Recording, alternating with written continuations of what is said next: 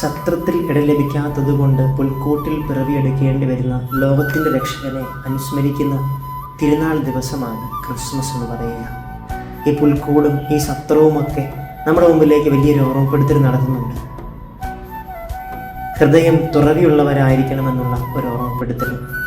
സത്രം സൂക്ഷിപ്പുകാരൻ ലാഭേച്ഛ നോക്കി മറിയത്തെയും യൗസേപിതാവിനെയും അവിടുന്ന് പുറത്താക്കിയപ്പോൾ അവർക്ക് നഷ്ടപ്പെട്ടത് കാലാകാലങ്ങളോളം ലോകം ഓർത്തു വെക്കുന്ന ഒരു സത്രത്തിൻ്റെയും ഒരു സത്ര സൂക്ഷിപ്പുകാരൻ്റെയും കഥയായിരുന്നു.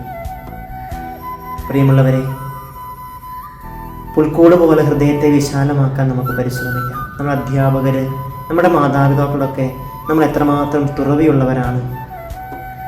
എൻ്റെ കൂട്ടുകാരെ ഞാൻ സ്വന്തമാക്കിയിരിക്കുന്നത് എൻ്റേതായ സ്വാർത്ഥതയ്ക്ക് വേണ്ടി, അല്ലെങ്കിൽ എൻ്റെ ലാഭേച്ഛകൾക്ക് വേണ്ടി ഒരു സത്രം സൂക്ഷിപ്പുകാരൻ്റെ ഒരു ബുദ്ധിയോടുകൂടെയാണോ ഞാൻ എൻ്റെ സുഹൃത്തുക്കളെ സ്വന്തമാക്കിയിരിക്കുന്നത്? ഹൃദയങ്ങളെ പുൽക്കൂടുകളാക്കാൻ നമുക്ക് പരിശ്രമിക്കാം.